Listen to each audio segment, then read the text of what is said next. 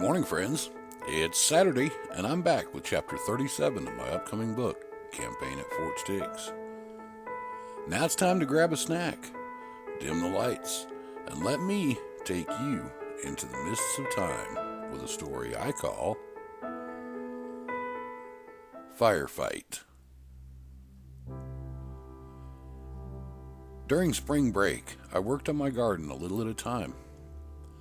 With the possibility of frost in late April, I only planted root vegetables such as onions, radishes, carrots, turnips, and beets, as well as some of the more hardy leafy vegetables like cabbage and lettuce. I also had the entire garden turned over, formed into rows with fertilizer added from the chicken coops, and what was not planted rested under tarps, waiting. On the first weekend of April, I put in the corn rows, which should give us fresh corn for the 4th of July. In talking with my grandfather, he said that planting things like squash, zucchini, and tomatoes should be held off until at least the last week of April to make sure they were not killed off by frost. I actually liked the staged planting method. It meant that I could spend less time in the garden but still produce good things to eat. During the first full week of April, I was maintaining what was already planted and working to build up compost tea for the summer growing. This left me lots of spare time to hang out in Fort Stix and make improvements there, as well as spending time at the shop with my dad. Now that warm weather was a daily occurrence, he was working at the shop, and I would get to go there sometimes after school, but usually on Saturday. I was again masking buses to be painted, but also working on changing car parts in the smaller shop with him and the other guys. One of the guys had a really nice Trike parked in the shop. It was a Honda motorcycle frame welded to the motor frame from a Volkswagen with an orange fiberglass body. He talked about fixing it up almost as often as he talked about selling it. He had wrecked it once, damaging some of the fiberglass, and I think he was afraid to ride it again. On Saturday, after we finished working at the shop around lunchtime, Dad stopped and got us burgers on the way to the Hobart Airport. His Cessna 172 was there and would be available to him for a couple weeks before being used as a trainer for the flight school he had leased it to. He said we were going to get it washed and cleaned up and we would go flying that afternoon for a while. He also said I would get to have a little flight time at the controls. Arriving at the airport, we pulled up to the hangar and Dad opened the door up. I removed the wheel chocks and helped him push it out of the hangar so we could wash it. While I sprayed it down, Dad mixed up cleaning solution and turned on the scanner. He liked to listen to police calls on the scanner because he said you never knew what was going to happen. I listened to the chatter on the scanner while we washed the plane, but none of it made much sense to me. We had just finished washing the plane and were putting the cleaning supplies away when Dad got excited and told me to jump in the truck. Unsure of what was going on, I hopped in, and he quickly drove us out of there and up the road toward Lake Station. About halfway there, he pulled over to the side of the road where a police car was in front of a house, and several other cars lined the road. As we walked along the shoulder, he said a new call came over the scanner about a shooting here. I looked in the front yard and could see a guy laying on his back behind a pickup truck in the driveway. There was a gun laying on the ground a few feet away from him, and the cop was at his car talking on the radio. I could see no blood, but just before the cop came back and covered the guy with a sheet, I could see part of his insides poking out of his stomach and shirt through a hole there. Within a few minutes, other police cars pulled up and the officers moved everyone away from the scene as they put up crime tape. We watched as evidence markers were put down, and then the scene settled into groups of cops standing around talking. Dad said they were just waiting on the coroner and headed us back to the truck. When we returned to the airport, we did not go flying. We put the plane back in the hangar and went home. I learned later that the guy who the police shot was someone that Dad had worked with. Hearing the familiar address over the scanner had got his attention, and that's why we went there. I never did find out why there was a shooting, or even why the police were talking to the guy. The evening was a cool one, and Grandpa came over to drink beer and visit. I curled up on a chair, wrapped in a big shirt, enjoying the warmth as he and Dad sat around the potbelly talking. Dad told him about the shooting. Obviously, it was someone they both knew because they grew quiet for a bit and drank a toast to him. I was beginning to wonder if the evening was over as the silence stretched out. Then Grandpa turned to me and asked if I had ever hunted snipe. Dad kind of laughed to himself at this and was smiling wide as Grandpa told me about it. I did not even know what a snipe was, but what he told me served me well. While it did not happen often, we would sometimes get a new kid in school that wanted to be part of the group. Of course, he would have to be tested to see if he could pass muster and hang out with us. One of the ways we did this was snipe hunting. The snipe is a short brown bird with a really long beak it uses to forage among leaves and grass for food. They love swamps, and the wetter the better. They are really good eating, too. The group of us would get out on Friday night and take our new potential friend snipe hunting. As far as he knew, he was part of the group, and this was a regular fun activity for all of us. We knew it was a test. This consisted of giving him a gunny sack, a flashlight with low batteries, and leading him to the very center of a woodlot he had never heard of, let alone seen. Once positioned, the fellow was instructed to hold the bag open and shine the flashlight into it, while the rest of us ran around the woods scaring the snipe. The idea being, a frightened bird would run for the safety of the light where he could fly free from the woods and get trapped in the bag. Once the bird scaring commenced, we would fan out in wider and wider circles until the new friend lost sight of us. We would holler back and ask if he got one yet, using his response to pinpoint his location. When we were sure he could not see us, we met back at our buddy's truck to get out the beer and snacks. About the time the new member realized he could no longer hear us and become convinced we had forgotten where he was, the flashlight would go dim and eventually out. This meant he would have to find his way out in the dark. Usually, by the time they found their way out, the majority of the beer would have been drank, and we would all be well into a serious round of laughter at their expense. Upon returning to us, the new friend's reaction to the joke would determine whether he would be part of the group, and it worked something like this. If he got all mad and returned to the group ready to fight, he was okay because anybody willing to take on a bunch of guys was alright by us.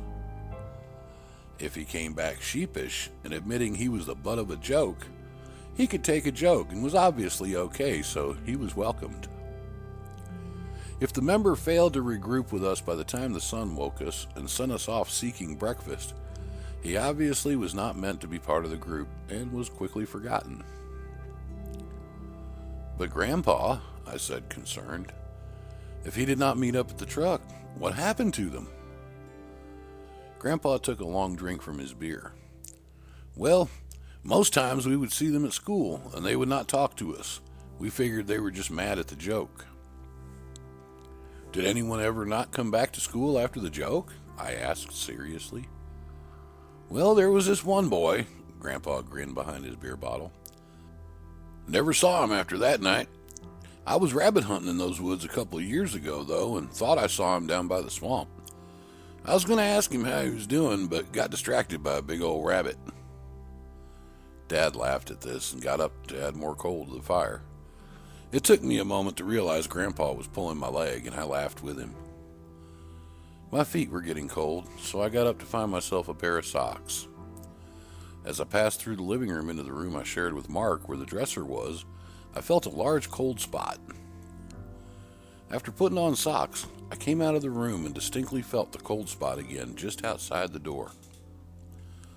I stood there for a moment, just feeling the temperature difference, and noticed Grandpa was looking at me.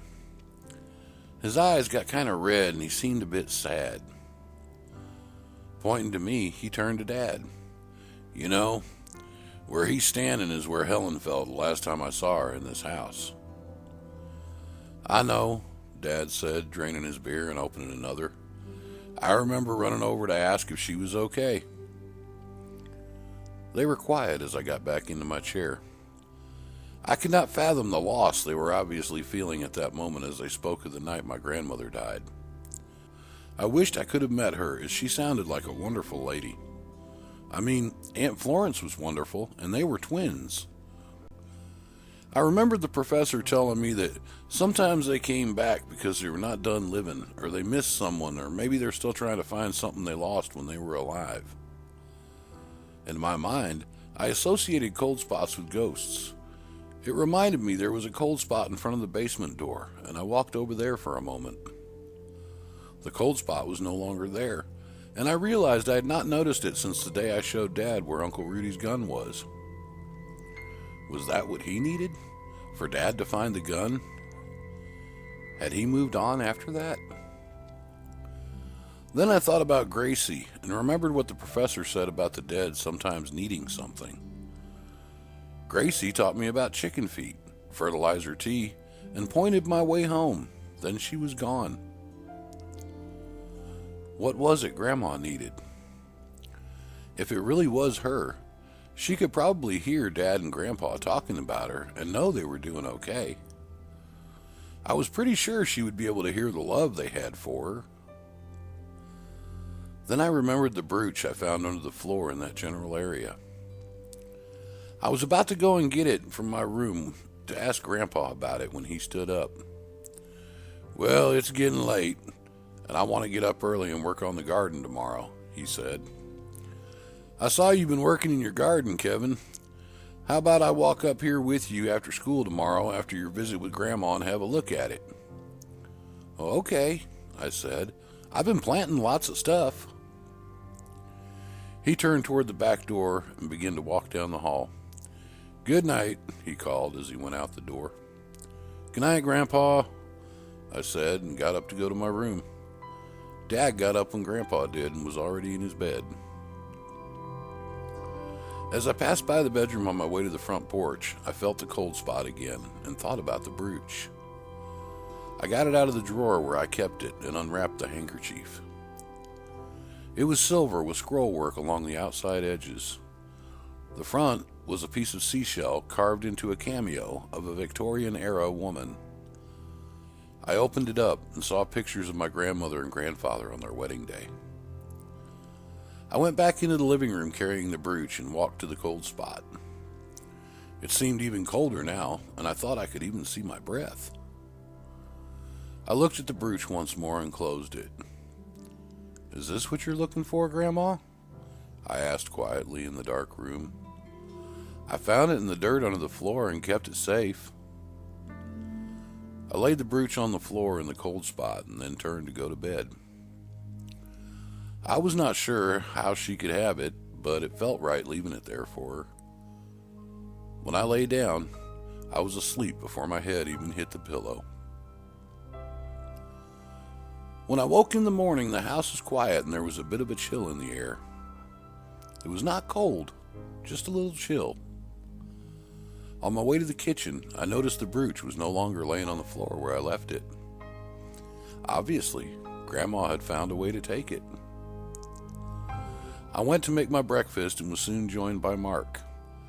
I noticed on the calendar that Dad's birthday was the following week and pointed this out to Mark. We discussed what to get him as we ate our cereal. When we were done, we got dressed and headed to the bus stop for school. I was feeling pretty good this morning. When I got off the bus at school, everyone seemed to be in a good mood, and I did not even see Wayne or his boys. As I walked into the classroom, I saw Kenny sitting back in his chair with his feet on the desk in front of him. He was plucking out a tune on a large comb. Each time he picked at the bristles, they sang out in a musical note. Across the room by the encyclopedias, Tommy had his desk facing the door and was looking at me through a clear ruler calling out artillery strike. We found that looking through a clear ruler was a pretty good imitation of a tank or fighter plane targeting screen. I could not help but join in the fun and stopped next to a girl slowly grinding a pencil on the wall-mounted pencil sharpener. I put my hands on my hips and surveyed my domain. I love the smell of pencil shavings in the morning, I said boldly before laughing with Tommy and Kenny as I made my way to my seat to begin the day. The day progressed much like any other until afternoon when we were taking a test. There was a rule in class that one would not be allowed to leave to use the restroom or get a drink of water during a test. Most of the time, this was not an issue. Until today. I was halfway through my math test when I felt my stomach moving and knew I would need to use the restroom. I focused on the test to get it done so I could go. With only a few basic math problems left, I felt an immense pressure and knew I had to hurry. Finishing the last problem, I breathed a sigh of relief and laid my pencil down. As I started to get up to turn in my test and asked to go to the restroom, I felt the gas try to escape. I sat down quickly and looked around to see if anyone noticed. No one noticed, and all heads were down looking at their tests. Then I felt the pressure build, and I pushed myself harder onto the seat to stop it. Suddenly, a loud, high-pitched squealing began and seemed like it would never stop as the gas escaped. It sounded like someone was letting the air out of a balloon while holding the opening pinched closed tightly. When it finally stopped, all eyes were on me. Embarrassed, I took my test to the teacher and asked to use the restroom. Several long days passed before the memory of the squeaker faded, and I found myself getting off the bus after school on my dad's birthday.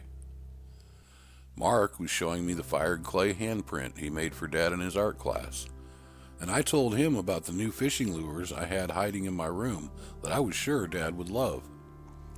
I bought them over the weekend while we were at the store with Mom. We got off the bus and were headed up the road to stop and see Grandma for milk and cookies when the sounds of the afternoon were interrupted by the screaming of sirens. We turned to look in time to see 2 fire engines racing past and watched as they turned into our driveway. Like every kid, we were fascinated by fire trucks and ran to follow and see what they were doing. As we neared Aunt Florence's house, she ran out and gathered us up, making us stay in her front yard with her. I could hear Mom on the phone inside behind us, screaming to Dad that he needed to get home right away.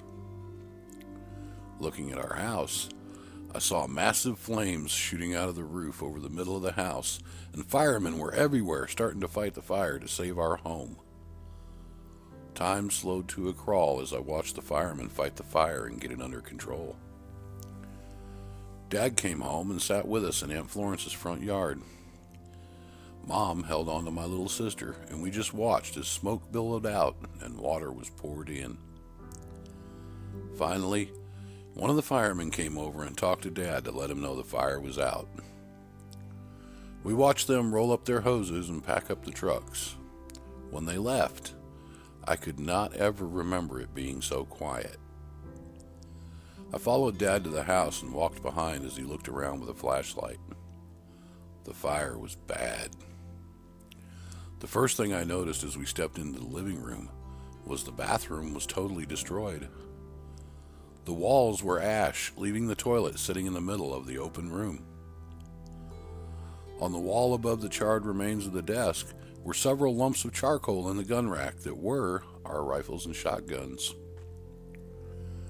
I watched Dad pick up what remained of the .44 and saw the ashes of what were the hand grips fall away. The fire started in Mom's room. I knew this because I heard her telling Dad that fire had erupted from the wall above the bed and went upward. She said she had tried to put it out, but it went up too fast and all she could do was run with the baby to Aunt Florence. There was nothing but charred wood and ash in that room now. The window was broken out and the red glow of the setting sun coming in barely penetrated the blackness. In the bedroom I shared with Mark, it was not much better. The window was not broken, but the fire had burned everything. The old brass metal frame of the big bed stood, blackened in its place, and the dresser still remained, though it was burned heavily. Dad opened the drawers, and to my surprise, the fire did not get past the top 2 drawers. He was able to pull out several handfuls of mine and Mark's clothes from the bottom 4 drawers. He handed them to me, and I carried them out to give to Mom, who promptly put them in a trash bag to keep them clean. When I went back in, I found Dad in the kitchen, standing by the sink, looking out towards Grandpa's house. The fridge stood open, and I saw he was drinking a beer from there. I guess since it was in the farthest corner of the house away from the fire, it remained cold. Seeing me, Dad grabbed the dish drainer and put the rest of the beer, the baby's formula, and jar food into it and told me to take it to Mom. There was not much else in there except an almost empty jug of milk. I looked into the dining room and saw that the freezer was ruined since it stood on the opposite side of the wall where the fire started. On my last trip out of the house, I saw my jars of marbles, but they were no longer playground trophies. All of my winnings and popularity and pride were now nothing more than globs of melted glass. I hope you enjoyed this look into the campaign at Fort Stix. That's all for now, but I'll be back again next week with another story, just for you. Until then, sleep well.